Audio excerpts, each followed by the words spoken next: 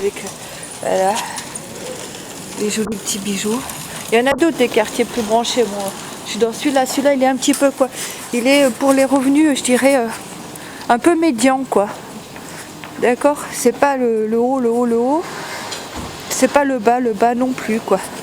Ça va être les bobos qu'on va retrouver dans ce quartier un petit peu. Et un petit peu dans d'autres aussi. Voilà. Mais il est très sympa ce quartier. Moi j'aime bien, agréable, animé. Voilà. Alors là on arrive sur une place Camille Jullian. Voilà. Place Camille Jullian où tu as beaucoup d'arrière. C'est une place qui est bien aimée par les intellos. Pourquoi? En raison de plusieurs caractéristiques, il y a plusieurs petits bars très sympas.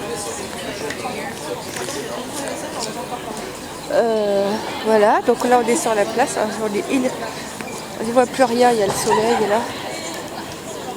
Là on est sur la place, le sapin de Noël n'a pas encore été enlevé.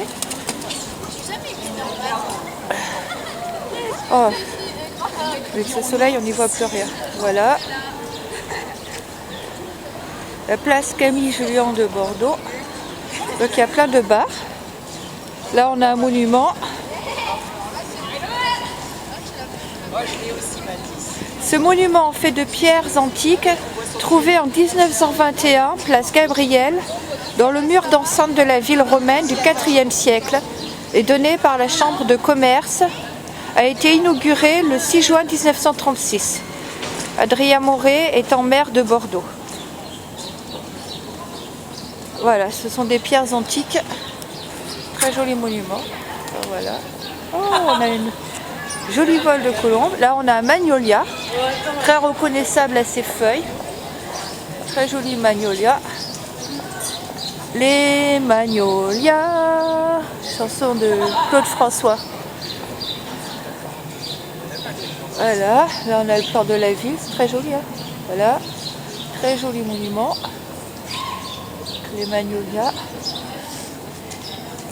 Et là, on a... Oh, qu'est-ce que c'est que ça?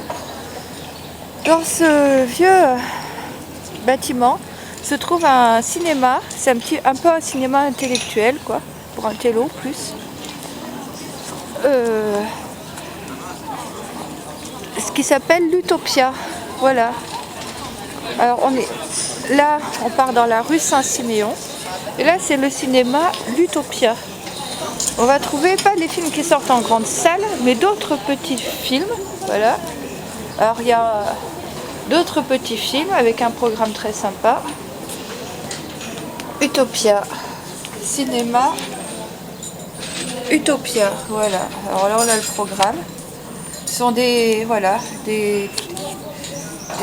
films qui ne sortent pas en grande salle, mais qui ont voilà, un peu plus intellectuel. Voilà. Prix du scénario, Festival de Cannes 2013. A Touch of Sin. Elle fait un stage, elle est en même temps, elle fait un stage Résistance et démocratie. Mardi 11 février, journée d'ouverture. Voilà.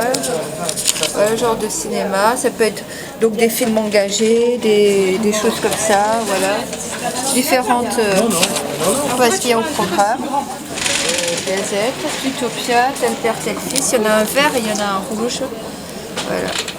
Alors je sais pas, moi je connais pas, je suis pas cinéphile. Je sais pas tout ce qui se fait, hein, mais je sais que l'Utopia, voilà. C'est quand même un cinéma pour intellectuels. Voilà.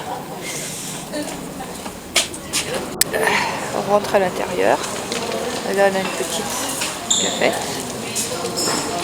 On a des très jolis tableaux parce que c'est un très ancien bâtiment. Voilà.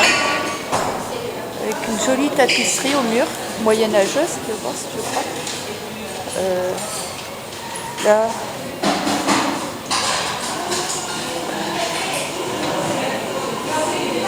Là, il y a une table. Et puis dans le meuble aussi, là, plein de gens laissent leurs petits papiers pour mettre des annonces. On peut trouver de la documentation surtout. Voilà. Là, pareil. Alors, ce qu'il y a à l'affiche, c'est que les chiens. Lulu Fanu. Voilà.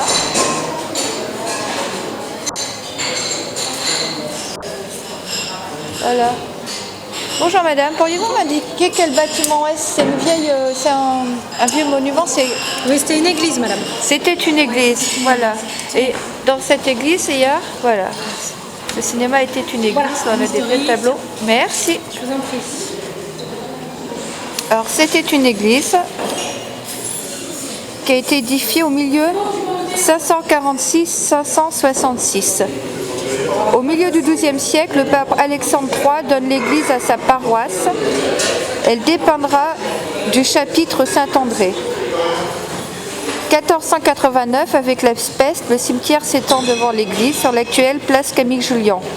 L'église comptait 7 chapellenies et 2 confréries.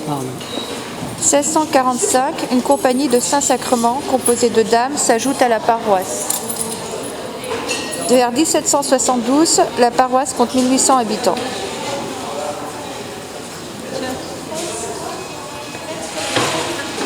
Au XXe siècle, donc ce vieux bâtiment qui était une église, qui a été édifié donc en 546-566 après Jésus-Christ. Voilà. Et au XXe siècle, c'était devenu un garage avant de devenir un cinéma. Voilà. Ils ont bien pris soin quand même. Vous voyez, c'est très joli. On les voit bien, les fondements, les voûtes, etc. La construction typique de l'église.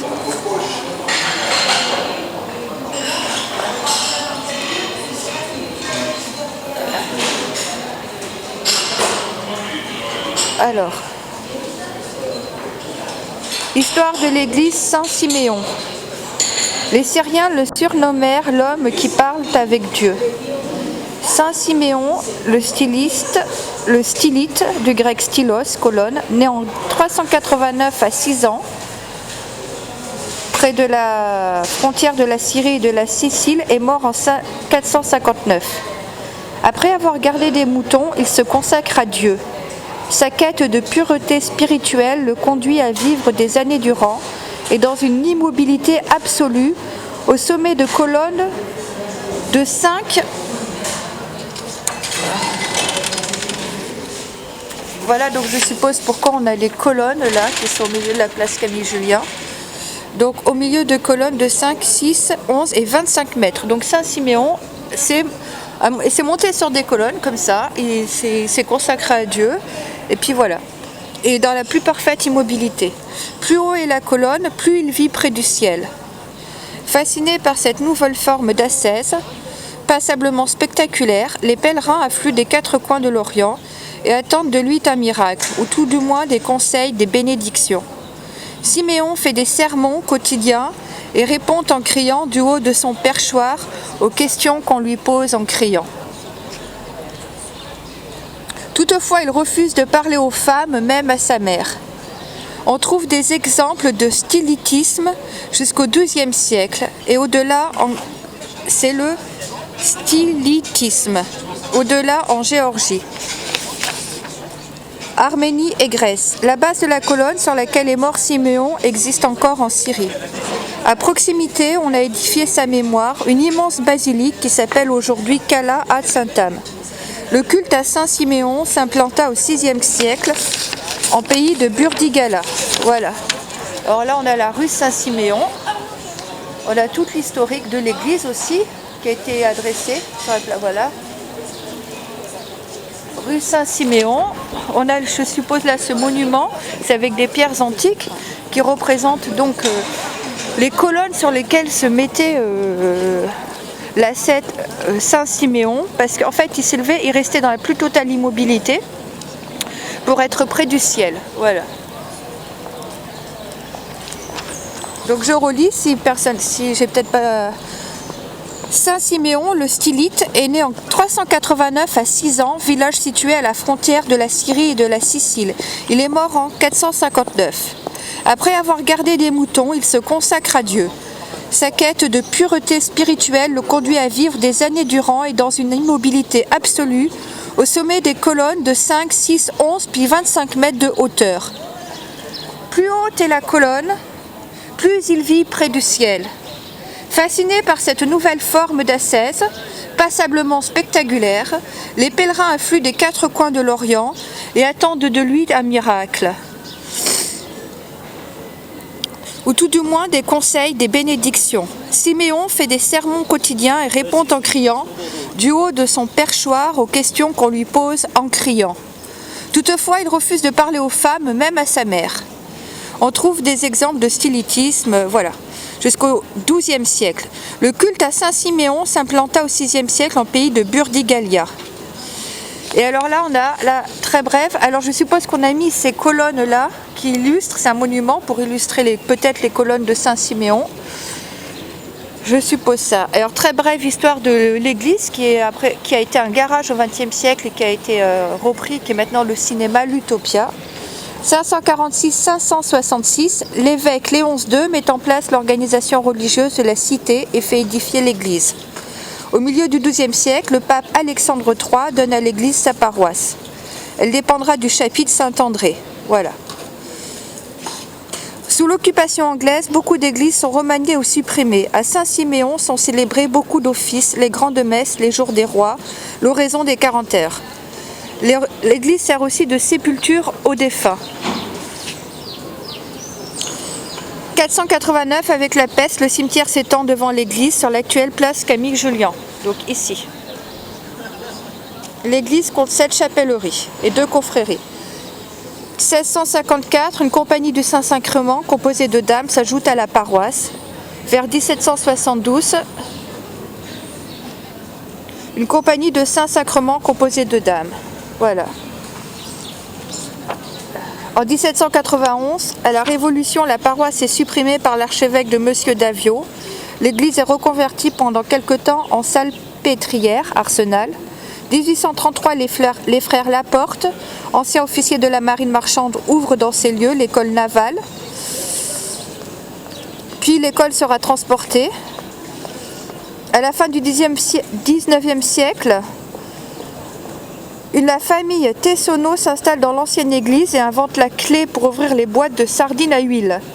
Au XXe siècle, alors que l'industrie automobile est en plein essor, le bâtiment devint un garage. Et maintenant, c'est un cinéma. Voilà. Là, on a des plaques encore. C'est en anglais. Voilà, voilà. Bonne journée à tous. Je me mets un peu loin parce que de près, là, ça va encore grossir mon visage. Et on voit tous mes défauts sur mon visage. Ça fait une grosse tête et tout. C'est pas drôle. Voilà. Bonne journée à tous.